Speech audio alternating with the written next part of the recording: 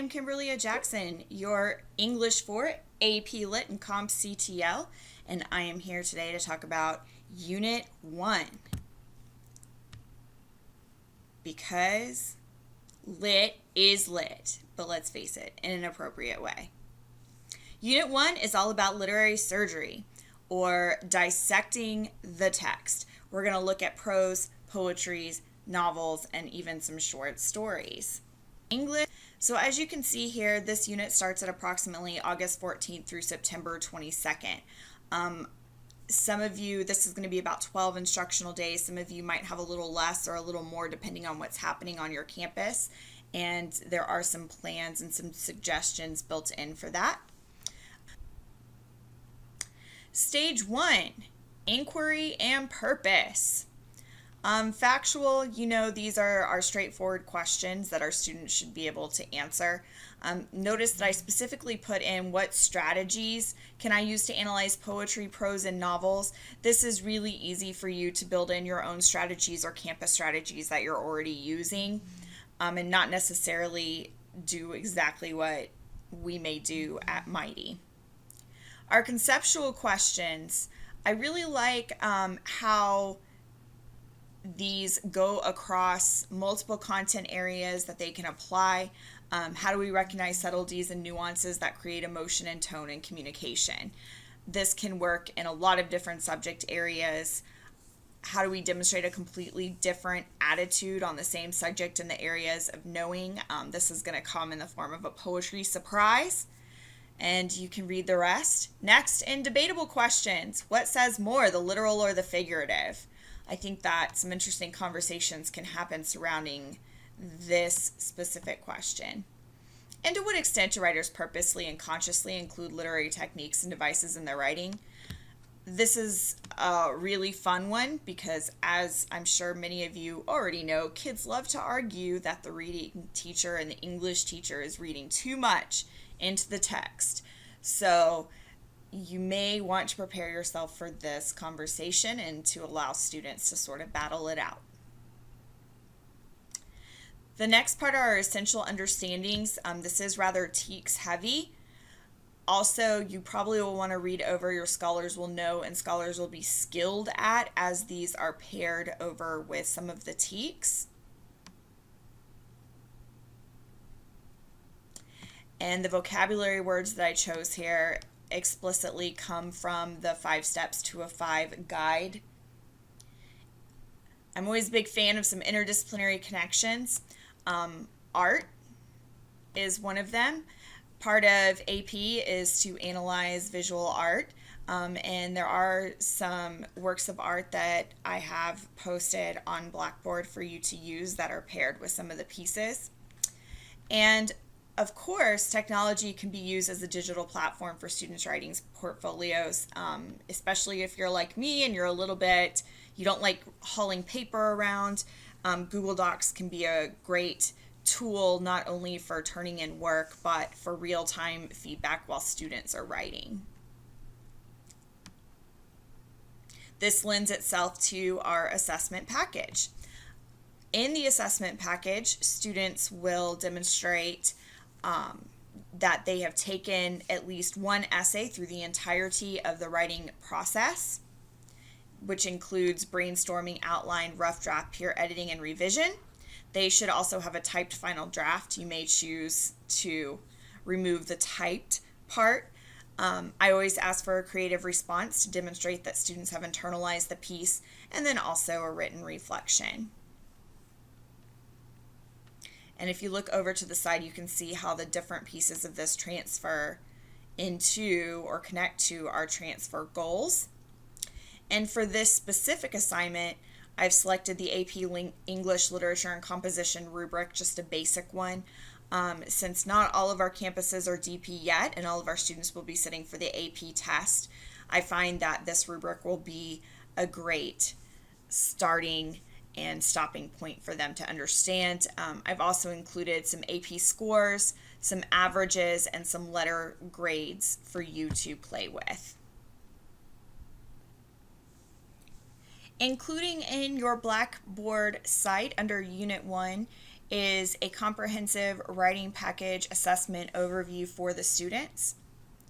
And I've put together a series of checkpoints and things that students should include in their work. So you can see that it starts with the polished final draft, the proof of the writing process, which you may choose to edit and revise. I've included a thinking guide in the package. However, you might have a specific brainstorming technique that you want to use. An outline, a rough draft, peer editing, and revision responses. I suggested some ideas for a creative writing response. And I always like them to write some reflection letters to me and really think about the aha moments that they had, what went well, what was challenging, have they grown as a reader or a writer? And to take this to the next level, how are they doing in those approaches to learning skills that we put on that unit plan? Specifically for this unit, collaboration, communication, reflection, and organization. And yes, I use the AP rubric, but also I like to grade their process. Were they able to hold on to the information? Did they just meet their standards and the master criteria, or did they go above and beyond in the exemplary range? Did they only demonstrate that they were developing? Did they only attempt it, or is it not even there? These add up to 100 points, which will add on nicely as a process grade in addition to your AP rubric product grade. I do want to draw attention to stage 3 backwards planning. If you go ahead and take a look over here, we have some approaches to learning to focus on for this first unit. I think that a senior should be able to collaborate, communicate, reflect, and organize. I know that organization is a big need for my students, so I do like to look and see if they're actually keeping and maintaining their materials over time. If you look over here, I have learning experiences and teaching strategies as well. One thing that I am going to have them do multiple times in this unit is dissect exemplar writing for strategies that they can use themselves. Daily, I like to use cold call and group think, pair, share. I do also like to have writing conferences with the students. Usually they get the most feedback one-on-one, and this gives me an opportunity to really focus on a specific skill that each child needs. The 4 levels of meaning and the rhetorical triangle are also included in your Blackboard site under Unit 1. Differentiation. I do want to draw your attention to these 2 at the bottom, because I think they're 2 that sometimes we look over, especially if you have SPED or ELL kiddos that you are working with. I do like to provide those kids with a text. It might be pre-annotated. I might not have the writing, but I'll have symbols out to the side or have it underlined, so that way they know that I'm looking for a comment or that this is something that they need to comment on. Also, in lieu of a full text, I also like to provide shorter passages of the same text for some of those SPED kiddos, especially if they're on a modified curriculum.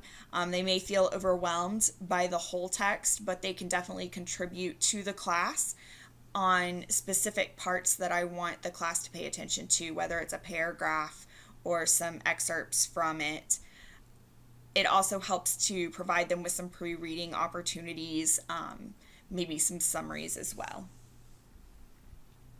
For their formative assessment, I have AP multiple choice practices from 5 steps to a 5, which the whole book is posted on Blackboard for you to use. There are some released AP open-ended response questions aligned to daily objectives, individual and group analytical practices, timed writing. I love it. They need to do it a lot. Otherwise, they're not going to be able to write 3 essays in time. Practicing Socratic discussions, one-pagers, especially if you have a bunch of visual learners. And the kids should really hone in on polishing their introductions and really internalizing their work through their creative writing piece. And you can see below some real-world connections, especially since this first unit is so driven by AP. There's some specific resources that I have chose here. Again, these are very interchangeable. If there's a piece that you like more, you went to APSI this summer. These are some pieces that I've chosen from APSIs in the past, and things that I know that the students will connect with. So I have The Knife by Richard Seltzer, which is all about a surgeon and the performance of him in the, I guess, operating room with his scalpel. A Clean, Well-Lighted Place is great for interpretation. And I also have included here Great Expectations. Maybe you want to do chapter 1. There's some really great AP prompts tied to that. So that is something that you may want to look at too, though I do not refer to it directly in the day-to-day breakdown. And then 2004 has a fantastic AP prompt with Emily Dickinson and Robert Frost.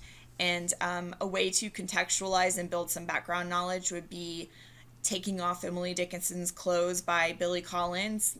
And maybe you even want to look at Billy Collins' Clothes by Joan Murray, which is a funny response and could also help guide your students with their creative writing piece. So when it comes to the day-to-day, there is some logic to the different stages that have been included here. Mainly that we start with our 5 steps to a 5 book, which you can see here.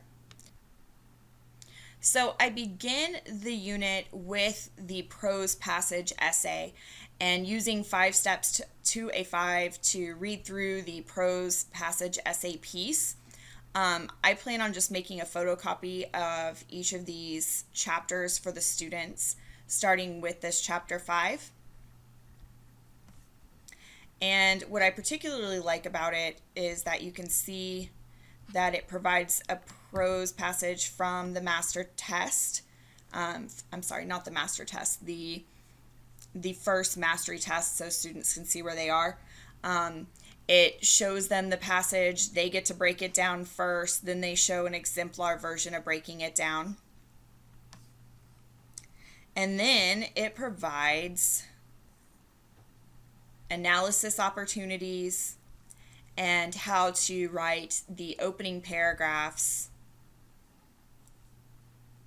the body paragraphs, and provide some student sample essays, which are very, very helpful in helping our writers as they go. So after 2 days, 2 lessons of directly from the chapter, breaking it down, then I introduce the next step in the piece, which is to examine a prose passage without the guidance and to write their own essay. And in this case, I use The Knife. Now, it does go through this with first the prose, then the poetry essay, and the specific poetry piece that I chose is, again, Emily Dickinson and Robert Frost from 2004. And then the last part here is the novel essay. You can really do these in any order. So if you have a summer reading assignment, they read a novel this summer, start with the novel, the free response question first, and use that novel to break everything down and come up with questions. That could be a great alternative. You also may choose to begin with poetry. Maybe you had them read some poetry over the summer. Poetry is a little bit faster to read than prose sometimes. And also, if they can analyze poetry, they can analyze prose. So there's a couple different ways on how you can rearrange this.